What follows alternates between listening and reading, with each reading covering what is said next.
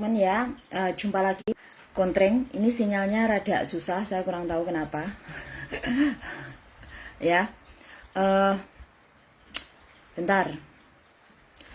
Selamat pagi semuanya. Mungkin tadi sinyalnya tiba-tiba menghilang ya. Terima kasih. Semoga teman-teman semuanya sehat selalu ya.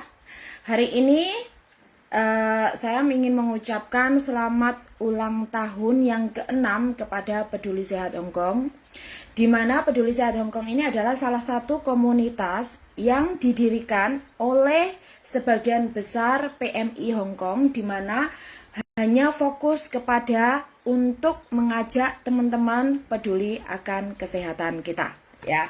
Jadi Peduli Sehat Hong Kong ini kiprahnya sudah 6 tahun, dan teman-teman kita ini ingin mengajak kepada teman-teman yang ada di Hong Kong, terutama karena berada di Hong Kong ya, dan khususnya untuk PMI yang ada di Hong Kong, untuk sadar diri akan kesehatan kita. Ya, di sini fokusnya di mana? Fokusnya untuk Peduli Sehat Hong Kong sebenarnya kepada penyakit yang sangat krusial, di mana penyakit yang mungkin itu dianggap agak tabu tetapi penting, dan itu sangat-sangat berhubungan dengan kewanitaan ya, karena mengingat semua kebanyakan dari kita adalah perempuan, yaitu dibilang tabu ya tabu, dibilang sesuatu yang menakutkan ya menakutkan ya, karena ini menyangkut kanker. Jadi di sini Peduli Sehat Hong Kong bekerja sama dengan Breast Cancer Foundation yang ada di Hong Kong ya, yang yang diprakarsai oleh Miss Grace di sana.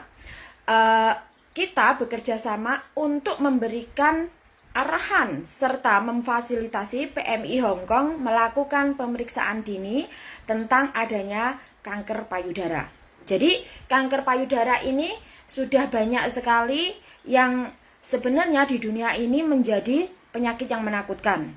Selain dengan Breast Cancer Foundation, Peduli Sehat Hong Kong juga bekerja sama dengan klinik yaitu di Kowloon untuk mengadakan pemeriksaan screening pap smear, yaitu untuk concern kepada serviks kanker ya. Jadi perempuan ini complicated ya, jadi tubuh kita sebenarnya complicated, makanya yang paling krusial adalah Peduli Sehat Hong Kong ini sedang untuk memberikan pemahaman serta menginginkan teman-teman untuk peduli terhadap diri sendiri ya, peduli terhadap kesehatan kita di saat kita bekerja di Hong Kong ini dalam jangka waktu yang sangat panjang ya, dengan jangka waktu yang tidak bisa ditentukan berapa jam, itu melelahkan. Belum lagi ditambah dengan beberapa hal yang membuat mental kita terforsir untuk memikirkan sesuatu yang sebenarnya bukan urusan kita ya. Jadi di sini karena adanya mental dan juga adanya fisik yang bekerja, jarang sekali kita terfikirkan akan hal itu, dan adanya ketakutan-ketakutan dari diri kita sendiri yang mungkin selain ketakutan biaya, ketakutan untuk determinate, juga ketakutan akan diagnosa. Jadi yang pertama adalah justru ketakutan yang mana? Yang pertama adalah justru ketakutan diagnosa. Jadi kebanyakan dari kita manusiawi, di saat kita yang inginnya dari kita semua itu sehat, tapi perlu dicatat 100% dari manusia tidak ada yang 100% sehat. Jadi pasti ada sakitnya, namun belum terdeteksi saja. Dan penyakitnya juga tidak melulu sama, ya kan? Tetapi di dalam tubuh manusia pasti ada penyakitnya. Nah, di sini ketakutan akan diagnosa. Biasanya ketakutan akan diagnosa, kita ketakutan kalau kita tidak bisa melakukan aktivitas semula. Dan juga kalau kita mendapatkan diagnosa yang di luar ekspektasi kita, kita akan kecewa, ya kan? Jadi menghindarinya, tidak mau memikirkan, tidak mau periksa, hanya mengeluh.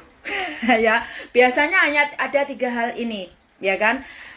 Menghindarinya, tidak mau memikirkan, dan hanya mengeluh. Mengeluhnya di mana? Mengeluhnya mungkin di Facebook, mengeluhnya mungkin kepada orang-orang dekat Anda, yang akhirnya di situ membuat orang dekat Anda ini iritasi. Jadi terganggu sekali ya kan, karena Anda hanya cerita dan cerita sementara yang mendengarkan ini sudah capek ya. Jadi di situ ya, ini masalah ketakutan akan diagnosa.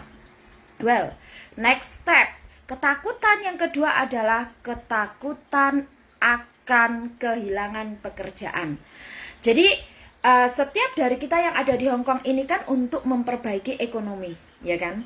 80% dari kita semua survei untuk alasan ke Hong Kong adalah perbaikan ekonomi, perbaikan derajat, ya kan? Kemudian untuk masa depan yang belum tentu pasti. Jadi kita semuanya, kebanyakan dari kita ya karena ada alasan keuangan. Kenapa kita ke Hong Kong? Selain alasan keuangan, karena di Indonesia juga memiliki kesulitan untuk mendapatkan pekerjaan yang sesuai dengan usia kita, serta yang sesuai dengan kondisi serta situasi kita, yang mana perempuan di Indonesia kebanyakan sudah menikah di usia dini. Sementara kriteria untuk mencari pekerjaan yang ada di Indonesia diutamakan adalah single dan di prime age, yang artinya di usia di bawah 30 tahun ya.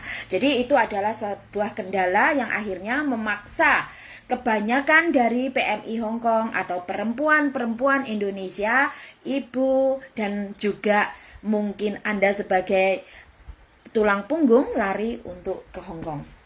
Well, ketakutan kehilangan pekerjaan dan juga ketakutan kehilangan mata pencarian. Karena kalau Anda dinyatakan sakit, dan Anda jangankan dinyatakan sakit sebelum diagnosa, di saat jam kerja kita sakit, belum ke dokter, ya kan? Kita sakit belum ke dokter, ngomong ke majikan, majikan pasti sudah mimi momo, ya kan? Majikan pasti sudah ngomong banyak hal. Karena tidak semua majikan di Hong Kong itu mengerti bahwa Anda ini perlu istirahat yang cukup, bahwa Anda ini manusia, bahwa Anda ini bukan robot. Itu jarang sekali majikan yang mampu berpikir sampai ke sana. Jadi kenapa teman-teman mempunyai ketakutan, ya kan, kehilangan pekerjaan yang berakhir dengan pemutusan kontrak.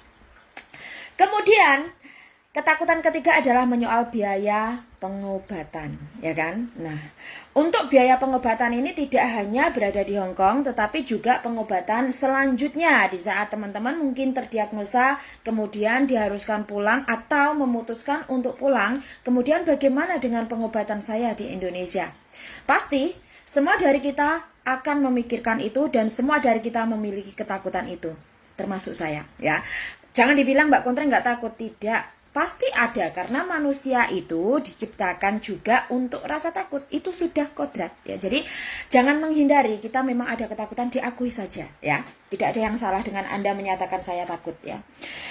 Jadi ketakutan akan biaya di sini kalau di Hong Kong sesuai dengan kontrak kerja nomor 9A dan B, bahwa jika pekerja migran Indonesia berada di Hong Kong dan Anda masih terikat kontrak kerja, maka itu jika terjadi sakit maupun kecelakaan kerja adalah kewajiban majikan untuk membiayai seluruh pembiayaan pengobatan melalui asuransi dan juga melalui fasilitas rumah sakit pemerintah di Hong Kong.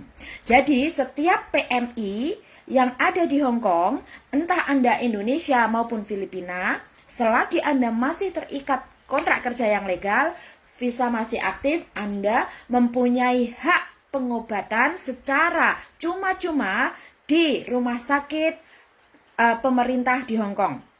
Kemudian Anda juga masih dibelikan asuransi oleh majikan Anda, karena membelikan asuransi suatu kewajiban bagi majikan terhadap pekerjanya. Dan asuransi ini meliputi dua hal, yaitu jika terjadi kecelakaan kerja dan juga jika terjadi sakit, yang artinya double service ya. Jadi terus fungsi asuransi ini adalah memberikan servis jika si A atau pekerja ini mungkin sakit, terdeteksi sakit, dia harus melakukan pengobatan, maka pengobatannya diringankan dengan asuransi, yang artinya asuransi tidak membiayai 100%, tetapi tergantung majikan memilih untuk yang plan mana. Karena asuransi ada dua plan. Satu ada basic plan, yang mana hanya untuk membiayai beberapa pengobatan penyakit yang di statusnya masih hanya status biasa. Yang kedua adalah B plan, di mana itu menengah atau premium yang lebih mahal, sehingga dia juga membiayai atau mengcover pembiayaan penyakit kronik dan akut. Namun demikian, jika majikan hanya membelikan plan A, bagaimana Mbak Kontreng? Tidak ada masalah. Jadi tidak ada masalah, karena asuransi ini hanya disarankan kewajiban majikan untuk meringankan majikan jika terjadi sesuatu. Jadi yifongmanyap, yang artinya untuk jaga-jaga, dan bukan cashback.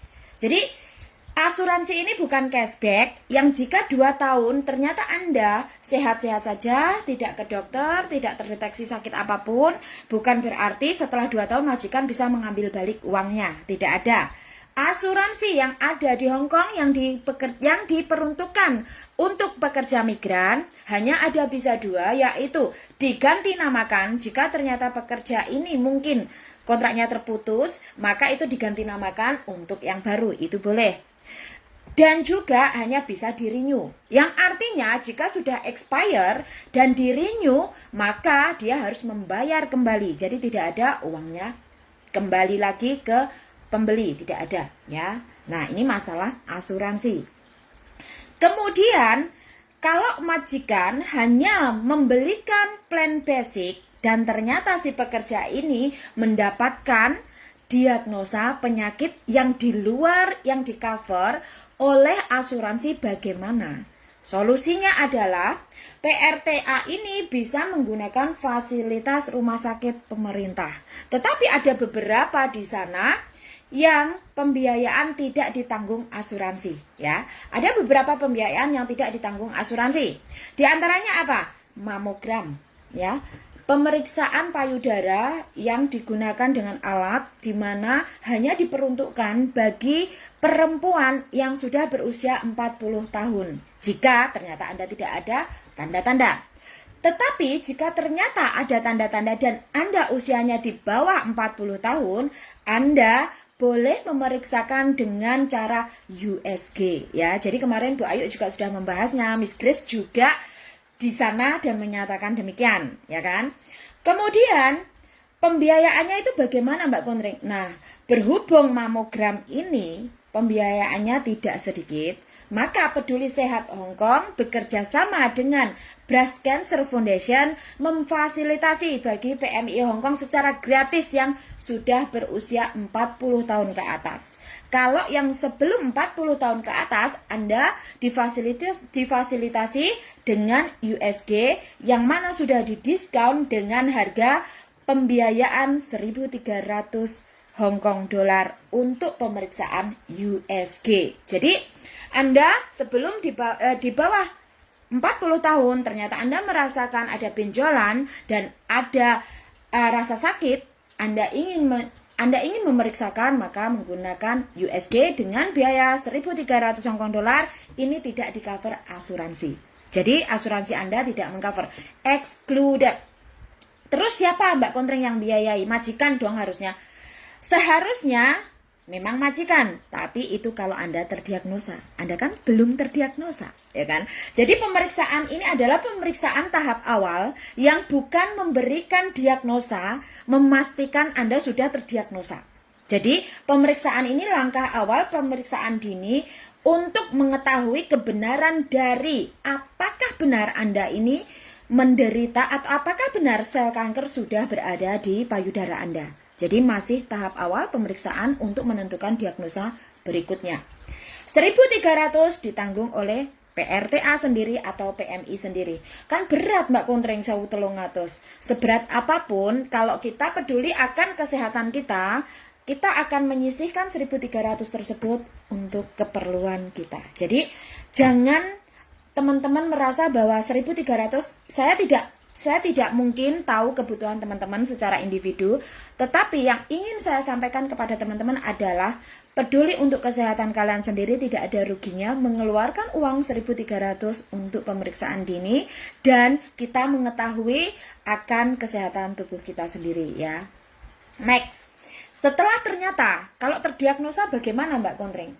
Well, untuk hasil pemeriksaan di mana di situ nanti dari mamogram sampai USG, kalau ternyata Anda sudah ada hasilnya, jika kita ikut mamogram akan ada hasilnya terlihat. Nah, di situ biret. Nah, tanda untuk menunjukkan bahwa Anda ini adakah sel kanker yang berkembang di payudara kita. Di situ ada biret kosong 1, 2, 3, 4, 5 itu ada. Jadi Anda tergolong yang mana? Kalau ternyata payudara Anda ada biret kosong 1, 2, 3, itu bagaimana yang harus dilakukan? Kalau kosong maka Anda sama 3, biasanya Anda dilanjutkan dengan USG follow up. Karena besar kemungkinan sel tersebut ada benjolan, mungkin tidak besar. Jadi hanya beberapa sentimeter, termasuk saya juga ada. Jadi pemeriksaan hasil payudara saya kemarin di tahun lalu itu adalah biret kosong sama biret 3.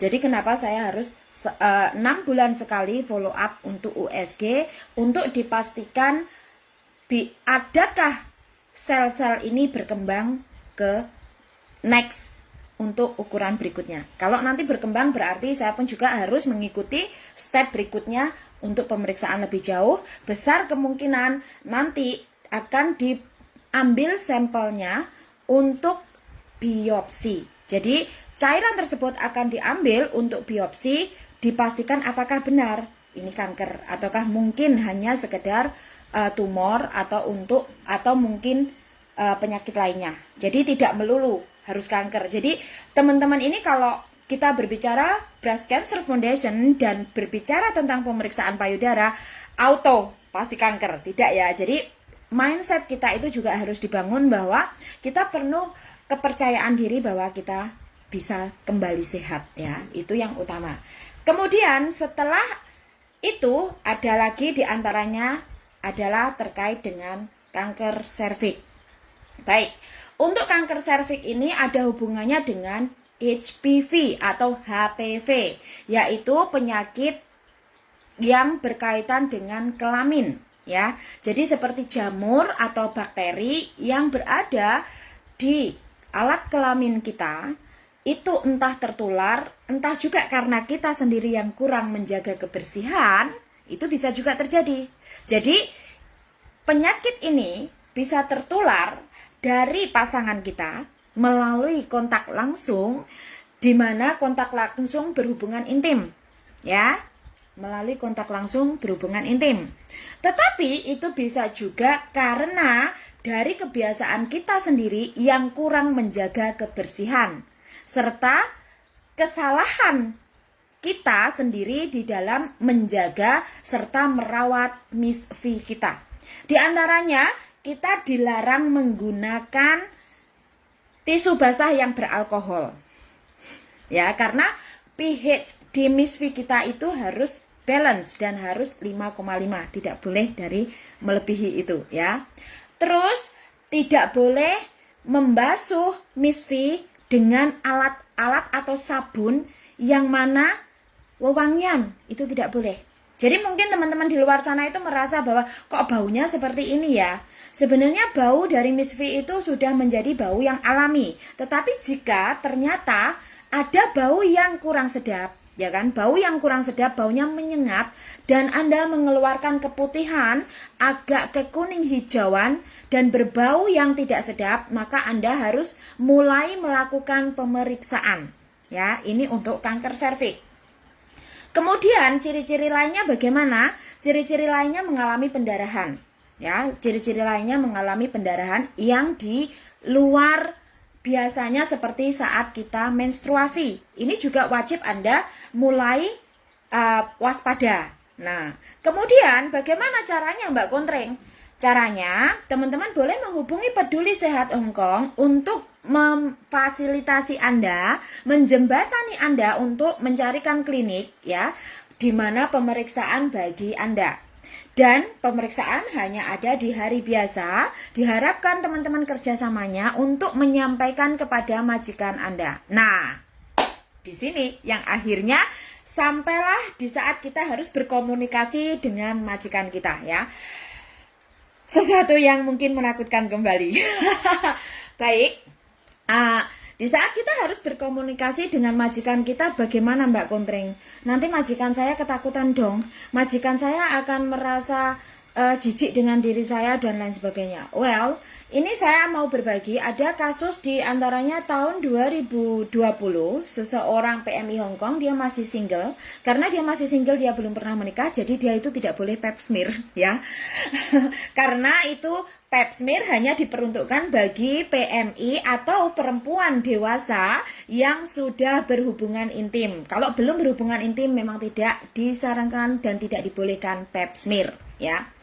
Jadi di sini mbaknya memang masih single waktu itu, tapi ternyata terdeteksi terkena HPV, ya. Kemudian dia diperiksa oleh dokter, dia melalui rumah sakit pemerintah, dan perlu dicatat dokternya pun private and confidential pemberitahuan kepada pasien. Jadi sebenarnya pasien HPV ini tidak boleh hasilnya majikan tahu.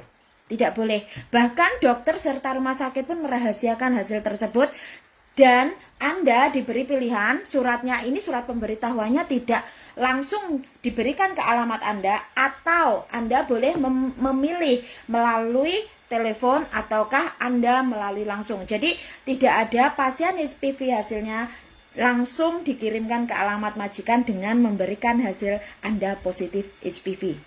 Jadi nggak perlu takut ya teman-teman ya. Nah, semisal majikan tanya bagaimana Mbak Kontring? Majikan tanya boleh, Anda tidak berkewajiban menjawab secara detail karena memang secara hukum dan undang-undang kesehatan sendiri khusus untuk pasien penderita HPV tidak diperbolehkan untuk menyampaikan kepada orang-orang tertentu karena ini bersifat privasi ya. Catat ya. Jadi kemudian setelah ternyata kalau terdeteksi HPV dan Anda masih belum pernah berhubungan intim, maka dokter akan memberikan obatnya dan Anda akan disuruh periksa rutin atau check up. Jadi ikuti stepnya ya, ikuti stepnya, dan jika ternyata harus melakukan pemeriksaan di hari biasa, Anda mungkin bisa bertukar hari libur dengan majikan Anda untuk menghindari beberapa pertanyaan lebih jauh dan membuat Anda semakin pusing menjelaskan, ya kan? Biasanya kan teman-teman malas ini untuk menjelaskan dan malas untuk bersharing dengan perempuan atau bersharing dengan hal ini dengan majikan perempuan karena benar tidak semua majikan perempuan itu mau tahu juga, ya. Meskipun sesama perempuan. Nah, untuk menghindari hal tersebut, teman-teman mungkin menggantikan hari libur, alasannya ada kepentingan, seperti itu aja ya. Ini untuk yang HPV. Baik, kalau HPV tidak diobati, maka bakteri ini akan berkembang dan masuk ke dinding rahim Anda dan berakhir menjadi kanker serviks, ya kan? Nah, bisa ya. Ini kalau ternyata HPV atau bakterinya sudah berkembang dengan tidak diobati, maka bakteri akan menyebar masuk ke dinding rahim dan bisa menyebabkan kanker serviks. Terus bagi teman-teman yang sudah pernah melakukan hubungan intim, whatever statusnya sudah menikah atau belum, saya tidak peduli. Jika Anda perempuan dewasa sudah pernah melakukan intim, maka Anda dibolehkan mengikuti screening melalui pap smear. Dan biayanya berapa Mbak Kontring? Biayanya kisaran 450 atau 400 Hong Kong dolar lebih ya, atau 500, karena di sini hanya bisa dilakukan di klinik-klinik tertentu dan itu hanya di klinik swasta. Jadi tidak di rumah sakit pemerintah, tetapi itu di klinik swasta khusus ya. Dan pembiayaannya sekian. Tetapi kalau melalui program Peduli Sehat Hong Kong yang dulu bekerja sama dengan klinik Nethersol yang ada di Kowloon Tong, yang ada di Kuntong, itu dulu kita mendapatkan diskon setiap PMI hanya membayar 120 Hong Kong dolar. Namun sampai hari ini sejauh ini belum ada program kerjasama kembali ya. Dan kita untuk Peduli Sehat Hong Kong dulu mengusahakan di hari Minggu, tapi ternyata itu sekarang hanya ada hari biasa tapi tidak bekerja sama dengan mereka, jadi pembiayaannya masih full. Well, terus pemeriksaan untuk screening pap smear diharapkan di masa subur.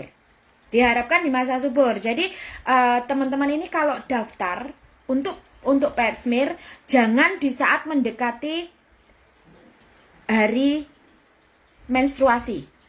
Ya, karena Anda harus menghitung cycle dari menstruasi teman-teman sendiri.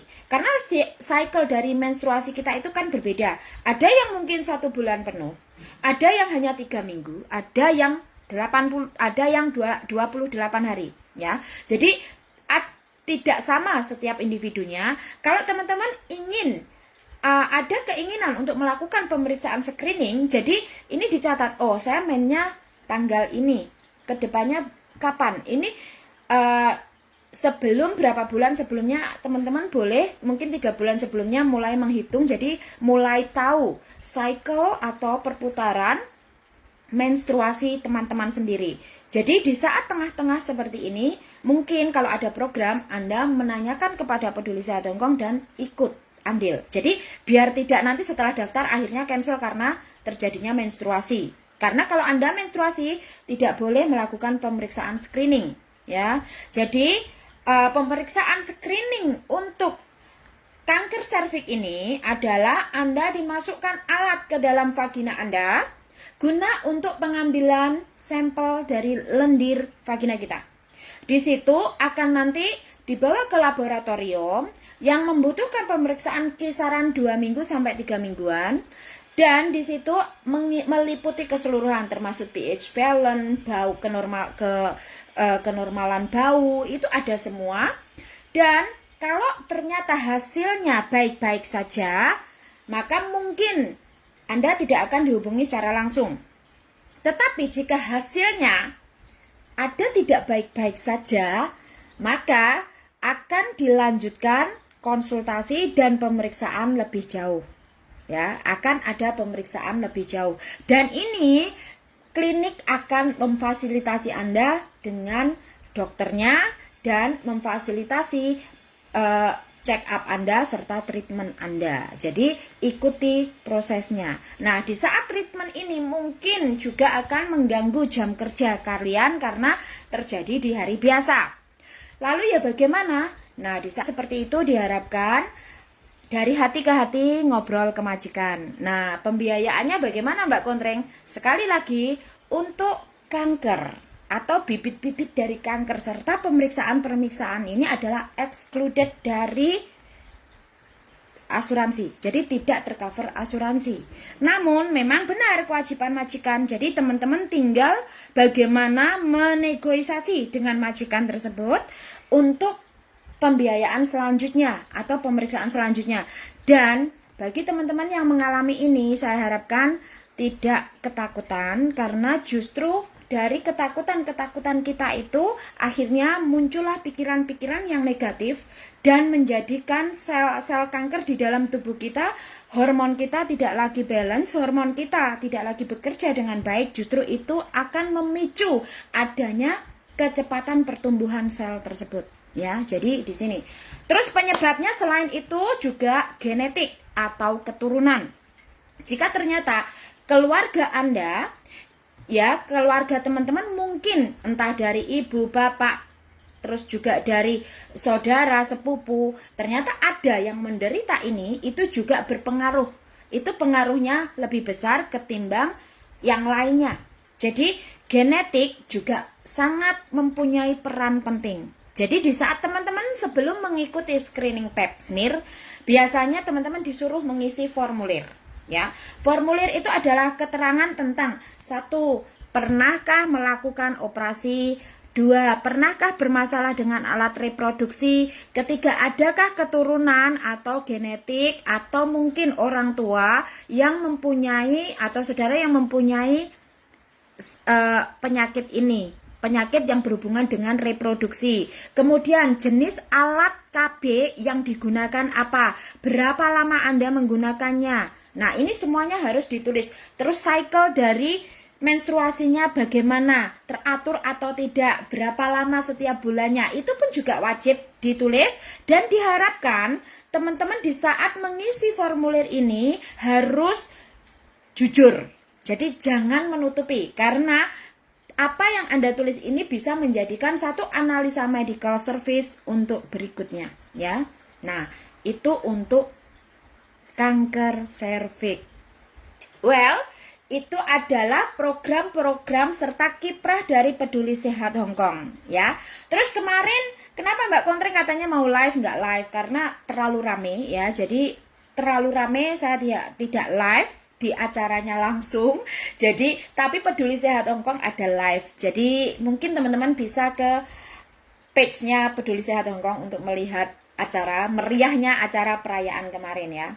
Tetapi di sini saya akan memberikan beberapa poin, ya, tentang acara kemarin, karena main dari acara tersebut adalah seminar tentang HIV dan AIDS yang dipresentasikan oleh salah satu teman kita, volunteer kita juga, yang dari Hong Kong AIDS Foundation, ya kan. Jadi programnya kemarin itu kan ada pemeriksaan kesehatan dasar, ya kan, yang menyangkut tentang tensi darah, kolesterol, gula darah, ya kan, kemudian HB dan juga asam urat. Nah, itu ada di sisi next. Kemudian untuk berikutnya ada juga pemeriksaan HIV yang difasilitasi oleh Hong Kong AIDS Foundation yang ada di Hong Kong, di mana memfasilitasi tidak hanya untuk warga lokal maupun warga pendatang lainnya, tetapi juga memberikan fasilitas kepada PRTA, baik Anda Filipina maupun Anda Indonesia. Jadi juga merangkul para etnik minoritas meskipun mereka bersifat universal untuk siapapun.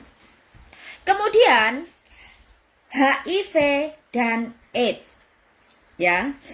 Apa sih Mbak hubungannya sama Peduli Sehat Hong Kong? Kan yo reneng tau hubungannya wong kanker karo serviks kok larinya ke HIV dan AIDS. Oke, baik, di sini akan saya bahas, ya. HIV dan AIDS mungkin bagi teman-teman adalah suatu kalimat tabu dan menakutkan, karena orang Indonesia itu kalau berbicara tentang sexual education itu adalah sesuatu hal yang tabu yang tidak pantas untuk disampaikan di kalangan publik atau kalangan terbuka. Apakah itu benar? Bagi sebagian orang yang masih di dalam stigma ini, harap mulai kembali membangun pandangan Anda, buka kacamata Anda, ya. Masalah sexual education itu justru kita wajib memberitahukan secara publik dengan tata bahasa yang tepat pula. Tidak boleh disampaikan dengan tata bahasa yang mungkin nanti dianggap melecehkan, ya kan? Dianggap pula menghina atau mungkin justru meresahkan bagi pendengarnya atau audiensnya, ya. Well, untuk HIV dan AIDS itu adalah dua penyakit yang berbeda. HIV itu adalah virus di mana yang bersarang di tubuh kita yang ditularkan dari 80% hasil hubungan intim tanpa pengaman. Catat. HIV adalah virus yang bersarang di tubuh kita yang mana ditularkan dari 80% karena hubungan intim tanpa pengaman. Ini penularan pertama. Kemudian HIV ini adalah penyakit kronik yang bisa diobati apa tidak? Jawabannya, diobati secara total sembuh tidak ada. Tetapi HIV ini bisa virusnya ditekan seminimalis mungkin agar tidak menyebar lebih jauh di tubuh kita. HIV virusnya penyerangan kepada imun tubuh kita, yaitu sel darah putih kita atau sering disebut dengan CD4. Jika ternyata di dalam medis atau kesehatan, di saat Anda diambil darah Anda dan dicek di laboratorium, terdeteksi sel darah putih Anda atau CD4 Anda di bawah angka 200 mm kubik, maka Anda bisa dinyatakan Anda terinfeksi HIV. Ya, bisa ya dipahami ya. Jadi HIV ini adalah virus sebelum AIDS atau tahap awal. Dan di saat Anda tahap awal melakukan treatment, maka virus bisa ditekan untuk tidak menyebar ke seluruh tubuh Anda dan menghancurkan imun tubuh Anda atau menghancurkan sel darah putih Anda. Jika ternyata Anda penderita HIV, tidak melakukan treatment dalam kurun waktu 10 tahun, maka Anda bisa menyebar kemana-mana virusnya dan mengarah ke AIDS. Setelah dalam jangka waktu 10 tahun, di saat Anda dinyatakan positif terinfeksi HIV dan Anda tidak melakukan treatment, maka Anda bisa terkena AIDS. Kemudian, AIDS ini bagaimana kalau sudah AIDS? Kalau Anda sudah terkena AIDS, Anda tetap dibolehkan treatment dan tidak bisa disembuhkan, baik HIV maupun AIDS tidak bisa disembuhkan secara total. Tetapi di saat Anda mengikuti treatment, meskipun Anda sudah AIDS, Anda tetap masih bisa hidup seperti orang-orang normal lainnya dan kewajiban Anda setiap hari harus minum obat. Jadi setiap hari Anda harus mengikuti treatment tersebut melalui minum obat. Jadi meminum obat setiap hari. Jadi kebanyakan penderita AIDS ini bukan karena AIDS-nya yang membuat mereka meninggal atau tidak bisa bertahan, tetapi justru karena besar kemungkinan karena komplikasi organ tubuhnya karena menampung atau mengkonsumsi obatnya. Jadi seperti itu ya. Jadi kebanyakan mereka bukan karena AIDS-nya meninggalnya, tapi karena AIDS ini sudah bersarang di tubuhnya lebih dulu. Kemudian dia melalui treatment kan dia harus mengonsumsi obat. Jadi obatnya ini wajib dikonsumsi seumur hidup, yang artinya sampai dia meninggal. Ya, jadi organ tubuhnya yang justru mengalami komplikasi. Biasanya seperti itu ya. Nah, ini untuk HIV dan AIDS. Kemudian di Hong Kong, untuk Hong Kong AIDS Foundation itu menyediakan pemeriksaan gratis. Jadi Hong Kong AIDS Foundation menyediakan pemeriksaan gratis bagi teman-teman PMI yang sexually aktif ya, yang sexually aktif maupun pasif. Kenapa yang pasif juga harus periksa, Mbak? Kan aku ora tahu hubungan intim. Baik, akan saya jelaskan. Bagi teman-teman yang seksually aktif atau mungkin di Hong Kong mempunyai pasangan dan melakukan hubungan intim, apapun seksual orientasi kalian, disarankan reguler untuk ceknya 3 bulan sekali. Jadi setelah Anda berhubungan intim, jarak 3 bulan berikutnya Anda harus cek. Difungsikan untuk apa? Difungsikan pencegahan dini ya. Dan pemeriksaannya ini anonim. Jadi tidak menggunakan nama, tidak menggunakan Hong Kong ID, tanpa dokumen. Anda cukup WA kepada nomor hotline dari Hong Kong AIDS Foundation menyatakan ingin memeriksa, cukup dengan nomor HP dan booking tanggal pemeriksaan HIV Anda. Jadi tidak perlu bingung dan hasilnya private and confidential, yang artinya tidak diberitahukan kepada majikan Anda jika ternyata Anda terdeteksi positif dan Anda harus melakukan undergo atau melakukan pemeriksaan lebih jauh. Mereka akan memberikan rekomendasi atau rujukan kepada klinik-klinik yang dikhususkan untuk pemeriksaan lebih jauh yang kemarin sudah disebutkan juga ya. Nah, terus selanjutnya setelah itu, kalau ternyata pemeriksaan diwajibkan memiliki Hong Kong ID, yang artinya Hong Kong ID Anda aktif dan masih ada visa seperti yang sudah saya sebutkan di depan ya. Itu hanya membayar 135 Hong Kong dolar. Jadi biayanya murah karena ada subsidi. Jadi teman-teman tidak perlu takut ya.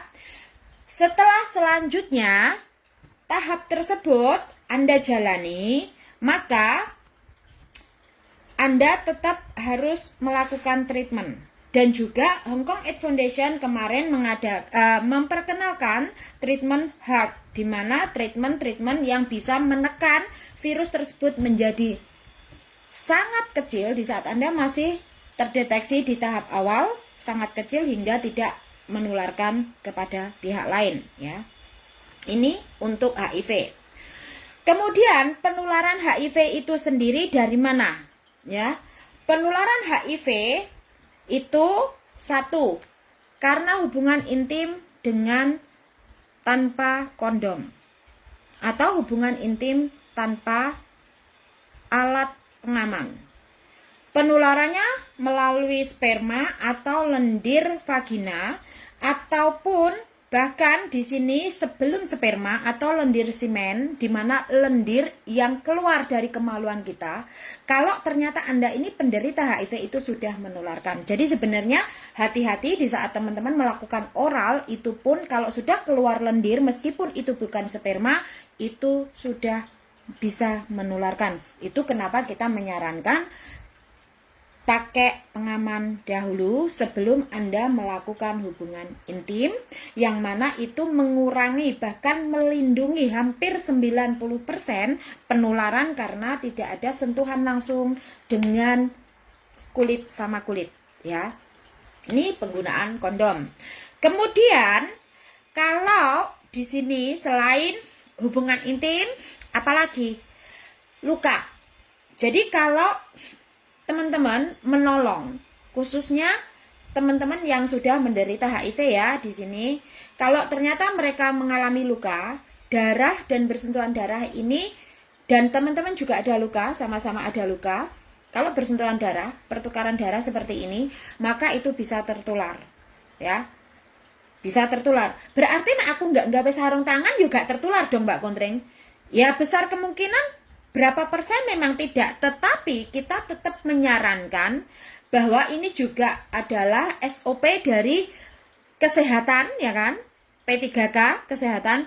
Di saat Anda dressing wound atau di saat kita mencuci luka, kita itu diwajibkan pakai sarung tangan. Itu sudah menjadi satu ketentuan SOP. Entah si A ini penderita atau bukan, Anda yang tidak memiliki luka tetap berkewajiban menggunakan sarung tangan di saat Anda membersihkan luka siapapun, ya. Ini adalah pencegahan dini. Kemudian transfusi darah, ya. Transfusi darah dari jarum transfusi darah atau jarum sirin yang ternyata mungkin sudah pernah digunakan atau sudah dibuka, ini juga mempunyai peran untuk menularkan HIV itu tadi, ya, kalau tidak disteril. Tapi sejauh ini kita di Hong Kong belum mendapati hal tersebut karena memang jarum ini sekali pakai langsung dibuang. Tetapi ya itu tadi, meskipun dibuang besar kemungkinan ada yang memungut, kita juga nggak tahu ya. Nah di sini transfusi darah. Terus dari ibu dan anak, ya, dari ibu dan anak di sini jika sang ibu ini menderita HIV positif, akan menularkan kepada anaknya melalui breastfeeding atau melalui menyusui. Jadi kalau tidak menyusui bagaimana Mbak Kontreng? Berarti anaknya tidak tertular. Untuk dari ibu ke anak ini, jadi misal ibu positif mengandung, anaknya bisa positif, bisa negatif. Jadi tidak tahu, ya. Jadi tidak bisa kita menyatakan, oh kalau dia positif berarti anak yang di kandungan nanti keluar pasti positif. Tidak, kita tidak boleh menyampaikan itu. Karena memang tidak ada spesifik bahwa wanita mengandung sang anak pasti positif HIV. No, karena penularan adalah dari pemberian ASI. Ya, dari pemberian ASI, jadi si anak ini akhirnya terdeteksi positif. Nah, ini sesuatu yang mungkin membingungkan. Karena apa? Si anak membutuhkan ASI dari ibu, ASI, bahwa ASI itu tetap yang paling bagus dibanding yang lainnya. Nah, dan tidak ada yang namanya dari ibu yang tidak ingin menyusui anaknya. Nah, jadi ini adalah perang emosional nanti ke depannya. Sementara kalau disusui, secara otomatis ibu sudah mentransfer virus tersebut ke tubuh anak tersebut. ya kan? Nah, ini kenapa diperlukan pemeriksaan dini? Karena untuk mengetahui hal-hal tersebut agar terjadi antisipasi, ya kan? Nah, kalau Anda sudah tahu hasilnya kan secara otomatis kedepannya akan ada antisipasi, ya kan? Well, terus bagaimana kalau kita berpelukan, berciuman, makan bareng, itu bagaimana? Kalau untuk makan bareng, penggunaan toilet bareng, terus bersentuhan, berpelukan secara langsung, itu berciuman tidak menular. Jadi tidak ada penularan melalui hal-hal tersebut. Tetapi itu juga mungkin sebagian orang belum tahu atau belum paham, sehingga mereka menyatakan kalau tinggal bersama dengan people living with HIV atau penderita HIV itu akan menularkan kepada yang lainnya. Itu tidak benar ya. Jadi hilangkan stigma ini biar teman-teman tahu bahwa itu tidak benar ya. Tidak ada, dan kalau bisa video ini di-share ya biar orang Indonesia juga tahu. Jadi tidak ada stigma atau pemahaman bahkan atau untuk sains atau penelitian riset secara klinis, secara ilmu kesehatan, tidak ada yang menyatakan bahwa jika Anda tinggal bersama dengan penderita HIV, baik penggunaan sharing toilet, penggunaan sharing alat makan, maupun maupun bersentuhan langsung dengan mereka, selagi Anda tidak luka, itu tidak ada yang menular. Baik ya, ini tentang HIV maupun AIDS. Kemudian kemarin juga kita membahas tentang HPV dan penyakit kelamin atau PMS, penyakit yang menular ya. Di sini penyakit kelamin yang kemarin dibahas adalah sifilis dan juga yang pertama sifilis ya. Sebenarnya sifilis, herpes, hepatitis ini bisa mengarah kepada HIV jika Anda tidak mendapat treatment ya. Jadi kalau Anda tidak ada treatment bisa mengarah ke sana. Itu alasannya kenapa kalau Anda tahu tentang ciri-ciri sifilis, diantaranya terjadi ruam ya, ruam di tangan kita atau di penderita, yaitu ruam di telapak tangan, dan ruam tersebut gatal ya, kayak cacar, dan dalam kurun waktu 3 bulan sampai 2 tahun tidak sembuh. Jadi Anda sudah kasih salep sembuh kembali, jadi timbul tenggelam. Jadi ruam tersebut timbul tenggelam. Nah, biasanya nanti kalau ruam tersebut timbul tenggelam, teman-teman pasti akan mengiranya alergi. Jadi kalau misal ternyata melebihi dari 3 bulan, kembali lagi diharapkan teman-teman cek kepada spesialis ya. Jadi cek kepada spesialis kulit, karena ini kan berhubungan juga dengan dermatologi ya. Jadi untuk di awal itu tidak langsung Anda ke sifilis, jangan langsung berpikir oh pasti sifilis, tidak. Pernyataan untuk menuju ke sifilis itu memerlukan pemeriksaan laboratorium. Jadi tidak bisa, meskipun dengan tanda-tanda itu belum tentu Anda sifilis, jangan self-diagnose. Jadi Anda jangan menduga-duga, tetapi saran saya, kalau ternyata masih timbul tenggelam dalam jangka waktu melebihi dari 3 bulan, silahkan Anda ke dokter spesialis. Biar nanti mereka melakukan pemeriksaan lebih jauh. Dan kalau ternyata Anda sifilis, ya Anda harus mengikuti treatmentnya. Kemudian selain tanda ini juga pada kemaluan ya, pada kemaluan. Kalau laki-laki sangat jelas ya. Kalau laki-laki sangat jelas, di situ nanti di alat kemaluannya ada bintik di sana yang keras tapi tidak sakit. Keras tapi tidak sakit ya. Jadi ada bintik di kemaluan mereka atau bintik di Mr. P-nya di sana, dan itu bisa bertahan lama di situ. Jadi paling enggak tidak bisa sembuh. Jadi ya itu tadi akan timbul tenggelam dan timbul tenggelam. Dan itu sampai 2 tahun paling tidak.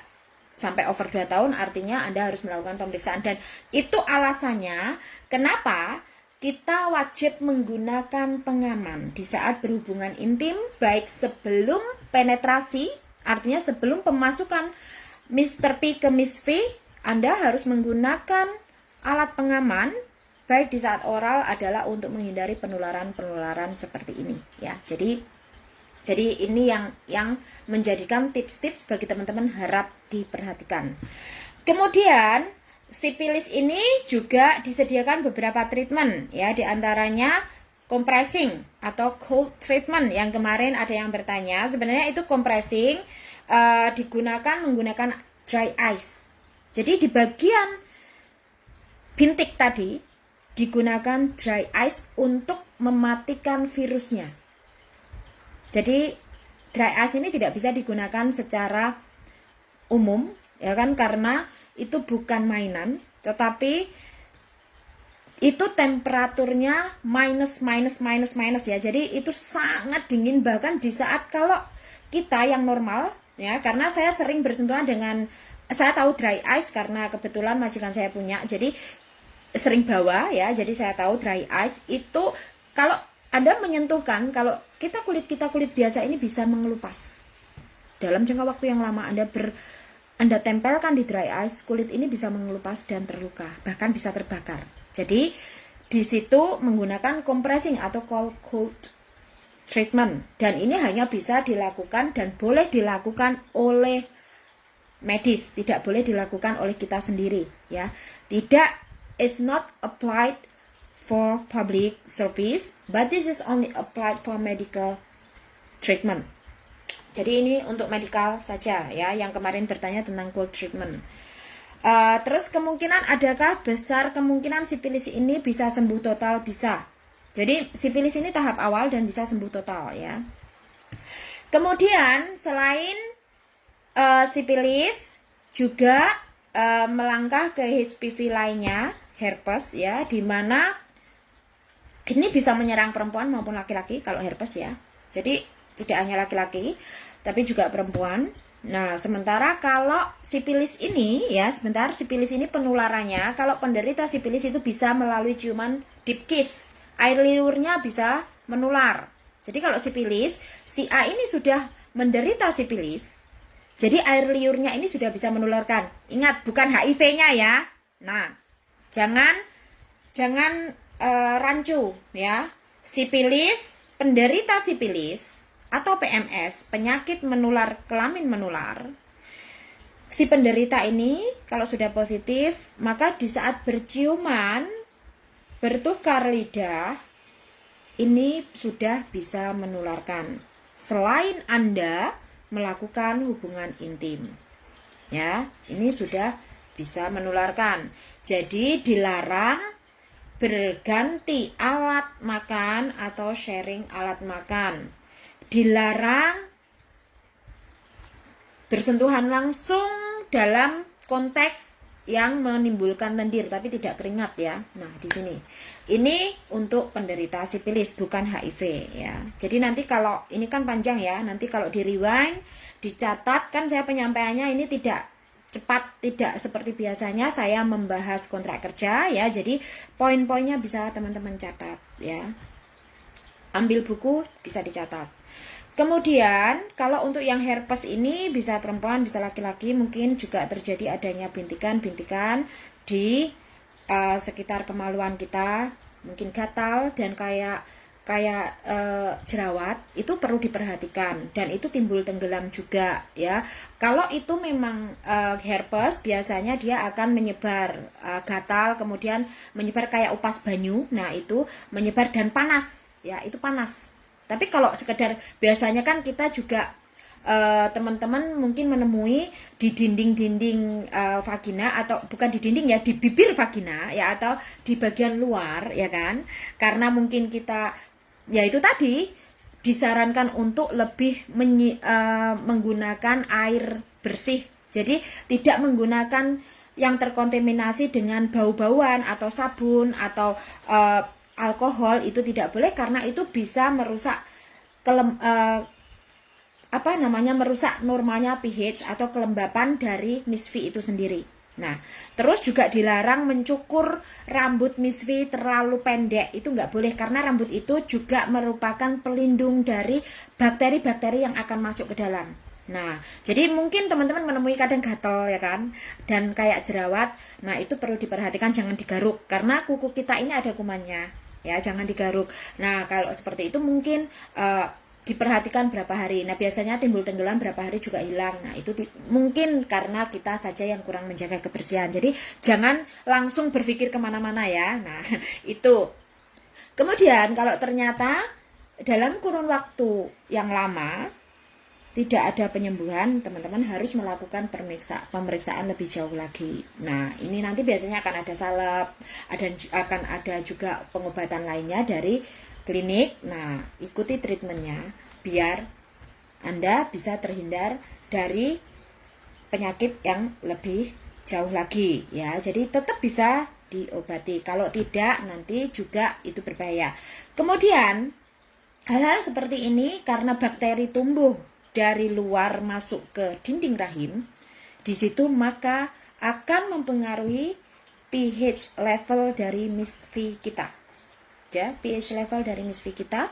Kemudian akhirnya di saat bakteri tersebut berkembang dan masuk ke dalam dinding rahim dan rahim kita, disitulah mereka bersarang di sana dengan mudah, Anda terkena serviks.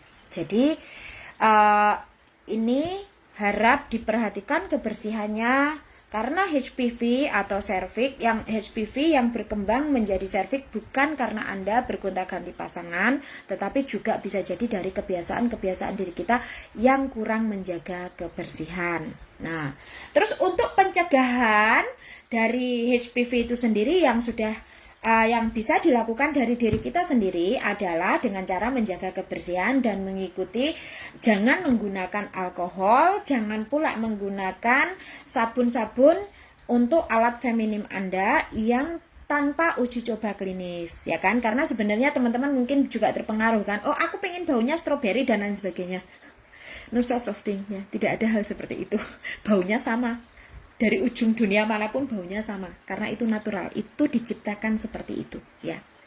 Dan kita harus merawatnya, malah kita harus mempertahankan bau tersebut. Jadi tidak merubah bau tersebut menjadi bau mawar, bau stroberi, bau apel. No, tidak ya. Jadi jangan Anda tidak percaya diri karena bau tersebut. Yang perlu diperhatikan jika bau tersebut sudah over dan menyengat serta ada timbul tanda-tanda keputihan yang warna hijau kekuning-kuningan dan ada bau amis atau anyir dan itu dalam jangka waktu panjang, maka Anda wajib periksa. Dan untuk catatan bagi perempuan yang masa subur biasanya 3 hari atau sampai 5 hari, di saat kita cycle-nya masa subur, kita akan mengeluarkan lendir putih, agak sedikit kecoklatan tapi tidak bau. Ini adalah normal. Jadi jangan bilang, oh saya takut karena keluar. Nah, biasanya di masa subur ini 3 sampai 5 hari ya, itu kita akan mengeluarkan lendir keputihan yang sangat kental dan agak kecoklatan tapi tidak bau. Tapi risih kita ya, tapi kita itu risih. Nah, kalau seperti itu bagaimana Mbak Kontreng? Disarankan dibersihkan dan Anda berganti celana dalam atau menggunakan pad ya. Jadi masa-masa itu mungkin kalau teman-teman merasa risih karena terlalu lembab, merasa terlalu basah, bisa menggunakan pad atau segera dibersihkan dan berganti celana dalam yang baru atau lebih frekuen mengganti celana dalam Anda karena kerisihan ya kan, tapi tidak meresahkan. Jadi jangan menjadi sesuatu yang meresahkan, karena di masa sisa cycle ini setiap perempuan normal dan masih menstruasi akan mendapatkan itu. Nah, kemudian untuk pencegahan HIV itu sendiri bagaimana? Pencegahan HIV ya kita menghindarinya dengan cara bagaimana? Ya dengan cara hubungan intim menggunakan alat pengaman. Yang kedua, menghindari sentuhan dengan luka, penderita luka. Entah dia ada HIV atau tidak, itu kita hindari, maka kita disarankan pakai sarung tangan.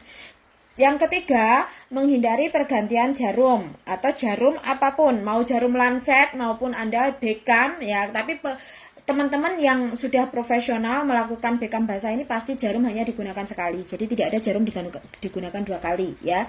Dan juga alat-alat untuk bekamnya mereka sudah steril dulu. Ya. Kemudian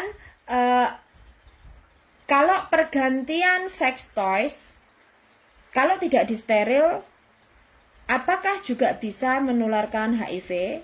Itu ada, tetapi chance-nya sedikit karena penularan HIV atau lendir HIV ini hidup di udara hanya 30 detik. Jadi hidup di udara 30 detik. Tidak lebih dari 30 detik. Kalau lebih dari 30 detik itu sudah mati atau penularannya mati. Tetapi tetap disarankan kalau teman-teman sharing sex toys, diharapkan di steril dahulu, dicuci dengan bersih dulu, silahkan. Karena saya tidak bisa menyarankan, kalau bisa saya menyarankan itu adalah personal need atau kebutuhan individu Anda, diharapkan untuk tidak sharing, ya. Dan saya menghargai orientasi seks siapapun. Saya tidak berbicara Anda tidak boleh melakukan ini itu karena itu hak individu Anda, tetapi solusi terbaik adalah dengan mempertahankan partner monogami seks, yang artinya mempertahankan partner Anda tidak berganti-ganti pasangan.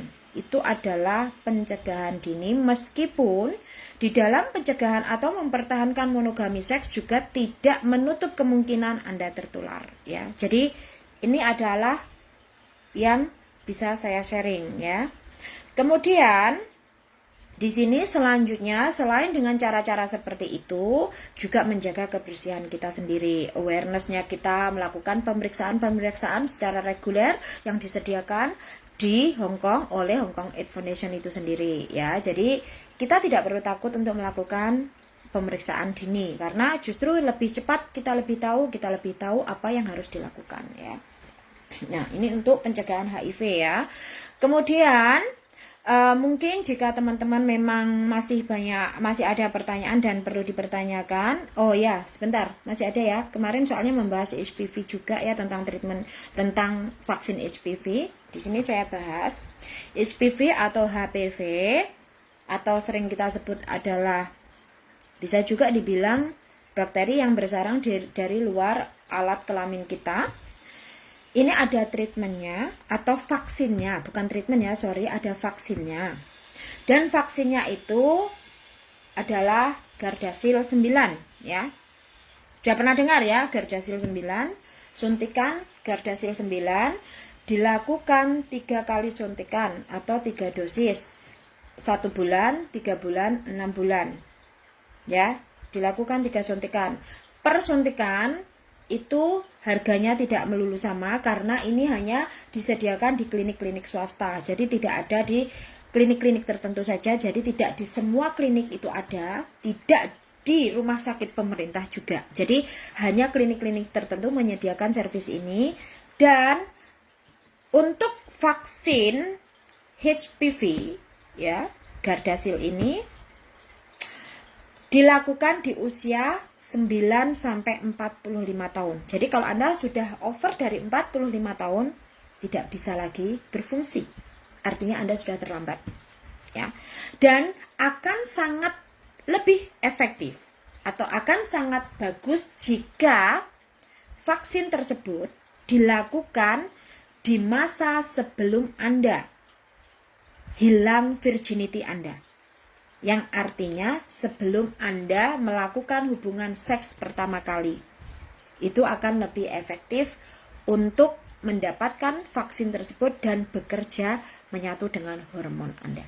Ya, jadi di sini ya yang mungkin bisa saya tambahkan, karena kemarin ada yang bertanya juga. Jadi untuk vaksin ini berbayar dan biayanya maksimum 6.000.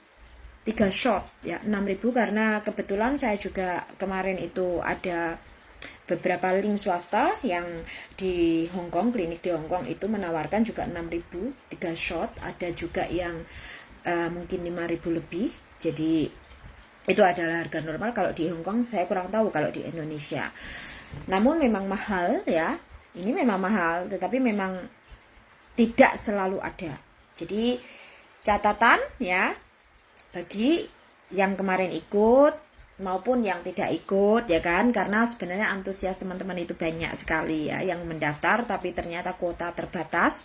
Kali ini saya membahasnya live di Facebook karena saya Berharap video ini bisa memberikan manfaat kepada teman-teman PMI lainnya yang tidak hadir di acara kemarin, ya kan? Dan kalau teman-teman mungkin dari Hong Kong AIDS Foundation melakukan beberapa seminar langsung ataupun tidak langsung, mungkin teman-teman bisa mengikuti infonya di Facebooknya Hong Kong AIDS Foundation. Instagram juga ada. Termasuk juga Peer Power Health Sexual, itu juga membahas tentang bagaimana kita menghindari ataupun mengurangi, bahkan meminimalisir tentang HIV dan AIDS dan juga HPV di platform media sosial mereka ya. Jadi ini yang bisa saya sharing seputar kemarin. Semoga bisa memberikan manfaat dan semoga penjelasan saya bisa diterima. Dan kalau ada pertanyaan silahkan masuk di kolom komentar. Terima kasih. Selamat bekerja di hari Senin. Selamat bekerja bagi teman-teman semuanya. Tetap semangat dan jaga kesehatan. Jangan menyerah. Dan sampai jumpa lagi di lain kesempatan. Terima kasih.